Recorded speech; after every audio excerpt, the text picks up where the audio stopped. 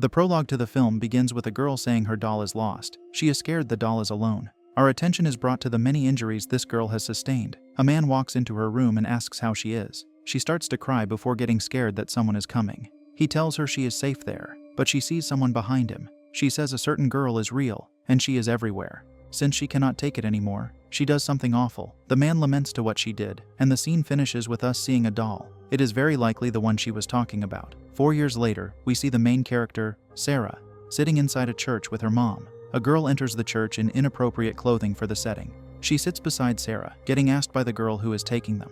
The arrival is Reba, a very fitting name for the rebellious girl. She says Tano is taking them, and Sarah doesn't like that it's him. If he touches her, she will do something bad to him. Outside the church, Sarah's mother is talking to her sister. Not liking what her aunt is saying, Sarah pretends to accidentally spill juice on her. She tells her aunt not to worry, because her cheap clothes are easy to clean. As Sarah is getting her photo taken with her family, a woman approaches her to ask if she has seen her daughter. Sarah says she has not. The woman says her daughter's name is Marisol. She behaves desperately, prompting a man to take her away. At night, Sarah is about to leave home, and her father asks where she is going. She says she's going to the bar with Rebe, whom he doesn't know. His wife informs him who she is. He remembers she is the rebel girl. The man does not like that from all the normal girls in town. Sarah had to befriend one like Rebe. Sarah's mom wants her back by 1 a.m., a rather generous time for a parent to give to their child. Despite being given such a late hour, Sarah still wants to be gone longer. Her dad lets her know it's either 1 a.m. or she stays home. Once Sarah starts to collect the trash, she finds a crucifix necklace in there. It makes her go to her little sister and ask her what the necklace is doing in the trash. The girl, Judith, answers she does not want a rosary. She wants a doll like everyone else. Sarah threatens to throw away Judith's dolls if she throws the rosary in the trash again. Changing the topic, the girl says she doesn't like this town due to the people being weird. Sarah calmly tells her they are the weird ones. She goes to meet Rebe and they rush to Tano. When they get to him, Rebe instantly starts to insult a girl who is with him. She tosses the girl's purse several feet away, allowing her to get into Tano's car with Sarah. The next scene has them at the bar. They go to the washroom, where Rebe tells Sarah their plan is to meet guys from the city, so the guys can get them out of this town. They take pills and start to unwind in the bar. Tano attempts to dance with Sarah, but she feels uneasy. Thus, Rebe helps her friend by pushing Tano away. Soon another guy appears at a distance. He smiles at Sarah, who seems a lot more receptive to him. Once the music stops for a moment, Rebe worries about where Tano is. The friends rush out of the bar and see he is driving away with the girl whose purse Rebe threw. Following this, the girls resort to hitchhiking. Sarah wants to go to the gas station to call her father. Rebe opposes this idea, for if her dad finds out what happened, she thinks he will take her life. A car rides along, which Rebe gets to stop. She behaves like it's a miracle until she sees the driver. Now she wants to wait for another car. Sarah notices the guy in the passenger seat is the one who was smiling at her. She asks the driver where they are going, and he says it's wherever Sarah wants. Surprisingly, she is not scared about entering the car whilst the tougher Rebe is. Sarah convinces her friend to get in with her. As they are riding, the driver, Chivo, says they should speak or he could fall asleep. It doesn't take long for him to start saying inappropriate things. Suddenly, he takes a detour that scares the girls. Rebe wants him to stop, but Chivo says he can't. She threatens him with severe violence if he does anything bad to them. Even his friend Pedro tells him to get back on the road. Chivo gets into an argument with Rebe and does not watch the road. Someone walks ahead, prompting Sarah to yell for him to stop. After he does, Sarah says it was a girl dressed in white. Chivo smiles like a hyena due to not believing her. Sarah asks Pedro if he saw the girl, to which he replies he did not. Sarah says she's not leaving a lost girl alone, so she exits the car. Pedro is the first to follow her before the rest do. They encounter a dog in the woods. Pedro says some villagers do this to dogs that can't hunt anymore. Finding a doll on the ground, Sarah thinks it must have belonged to the girl they saw. Since Pedro considers it creepy, Chivo tries to scare him with it. While they are walking away, Sarah hears something and stares into the dark woods. She returns home, sneaking into her room. Judith is right behind her to startle Sarah. We learn she returned at 6 a.m. Judith sees the doll and asks if it's for her. However, her sister says another girl needs it back. She also says, if Judith tells their parents about the time she returned home, Sarah will take her life. Judith is too smart to fall for that, saying if she tells them, they will take Sarah's life first. Defeated, Sarah asks her what she wants. In the next scene, Sarah joins her family for breakfast. We see she has given Judith one of her magazines to read. The father asks what time Sarah came home because he knows it was past 1 a.m. Judith protects her by saying she got back at 1:30. Thus, Sarah's dad slightly scolds her for being slightly late. As Sarah starts to eat, she vomits for an unknown reason. When she occupies the bathroom, she notices a mark on her arm. Subsequently, she visits a bar where Rebe is. Sarah sees a wound on her head that Rebe says she got by bumping it. Sarah informs her she is going to see Father Manuel. She wants to show him the doll she found, for she thinks he might know whose it is. At this moment, Rebe says they need to talk. She tells her friend that a certain story has been told for years, but Sarah wouldn't know due to being new in town. Some people say it's a bride, whilst others say it's a girl dressed for her communion. If one crosses her path, one is cursed, according to the story. Rebe says that what Sarah claimed to see in the woods was a result of her being intoxicated. She could have seen anything. If that was the case, why did Pedro come looking with her? Sarah asks. Rebe says he likes her. Once they leave the bar, they encounter the girl who is Rebe's enemy. She and Rebe insult each other, which quickly escalates into them, exchanging harsh slaps to the face. Later, Sarah goes to see Father Manuel. She asks him if everything went well at the communion, if all the girls went home okay. He assures her they did. The reason for her asking is that they saw a lost girl yesterday outside of town. The moment she starts to say the girl was dressed in white, the priest cuts her off to say it's a tale people speak about. Tale or not, Sarah insists on having seen the girl. She shows him the doll and asks if he recognizes it. He says he doesn't, along with saying the doll is old. Sarah says it's a communion doll, so she thinks there was a communion nearby. Manuel tells her theirs was the only communion in the region. When she leaves, he seems to wear a suspicious expression. While she showers at home, she notices the mark on her arm got bigger. What it is confuses her. She tries to comb her hair in front of the mirror, and it opens a few times. Since this isn't enough to scare her, the shower curtain closes by itself. She opens it to see nothing is there. A few more irregularities happen before a grotesque person dressed in white grabs Sarah from behind. She screams, prompting her parents to rush to the door. Somehow Sarah appears inside a well with the water quickly rising. Her dad manages to break through the door, and her parents see her lying unconscious in the bathtub. Once her mother gets her to awaken, the poor girl is full of fear. Later, the mom says they need to learn why this episode happened to her. Sarah thinks her blood sugar might be low. Her father asks if she thinks they are idiots. The man believes she took substances, yet she lies. She didn't. He yells he has seen what substances could do to kids her age. Not believing her, he grounds his daughter for 1 month, and she leaves the room in anger. Elsewhere, she talks with Rebe, saying if she tells her parents what she saw, they will lock her away. Sarah asks Rebe if anything happened to her. Nothing has, replies her friend. Sarah shows the mark on her arm. At this point, Rebe chooses not to hide anymore. She presents a similar mark on her shoulder. Sarah thinks it was caused by the pills they took. She wants to know who sold them to Rebe. The next scene has them coming to Chivo, at his arcade place. He tells Rebe he doesn't sell bad substances, but she asks what brought about their strange marks. He guesses it could have been just a bad reaction. The duo starts to walk away, and Pedro stops Sarah, telling her to stop by soon. She tells him she can't because she's grounded.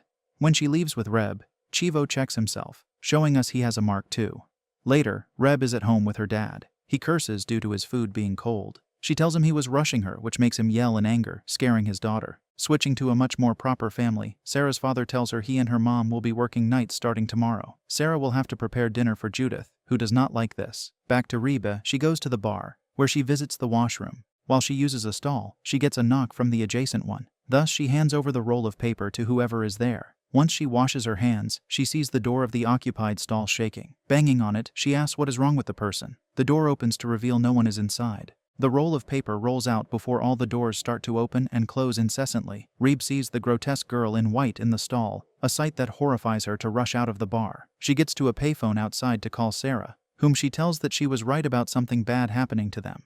Rebe informs her about the washroom incident. She cries that the girl in white wanted to hurt her. As she is talking, she realizes her friend is no longer on the other line. Sarah has been replaced by an eerie whisper, telling Rebe her doll is lost. The doll is alone and cold. Alas, Rebe is haunted by the presence of the grotesque girl there in the payphone booth. She grabs Rebe's head, cutting the scene. Sarah is still on the line, hearing her friend is in trouble. She wants to help, but her father reminds her she is grounded. Rebe has appeared in a completely different area like Sarah did earlier. She is surrounded by water, hearing frightening sounds. In the meantime, Sarah decides to sneak out of the house. Suddenly, Rebe falls into the water. The menacing girl is there, bringing her down. Rebe struggles to be set free, yet she isn't strong enough to escape. Thankfully, Sarah rushes to the payphone in time to save her friend. Rebe informs her of what happened, prompting Sarah to say they have to warn the guys. Later, we see Chivo in his arcade place, and his machines are emitting sounds. Since the place is closed, Chivo yells, asking who is there. He sees the inexplicable sight of an arcade machine being on, despite its wire being disconnected from the socket. Soon it turns off to match his expectations. Another machine moves on its own, so he goes to it. The light turns off, darkening the room.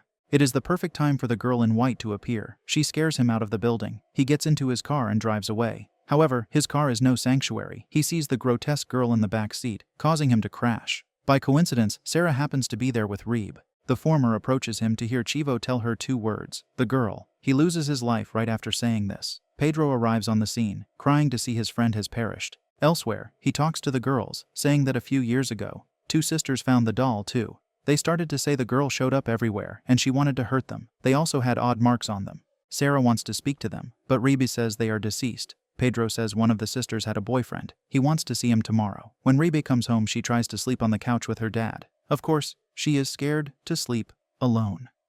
On the next day, Sarah meets her aunt outside. The woman says she heard Sarah was at the scene of Chivo's accident. She asks her niece if she knew him, and Sarah lies she did not. Strangely, the aunt says that upon arriving at a new place, she should choose her friends wisely. In the next scene, Pedro, Rebe, and Sarah go see Tano. After they tell him everything, he gets angry, asking why they brought all of this up now. Supposedly, one of the sisters Pedro spoke of was his girlfriend. Tano demands that they get out of there. Once Sarah shows him the doll, he asks why she has it. The doll belonged to his girlfriend during the time of the incident. Sarah is curious about what happened, so he tells them. He says the doll disappeared and no one knows how. It is said it belonged to the girl who went missing at her communion.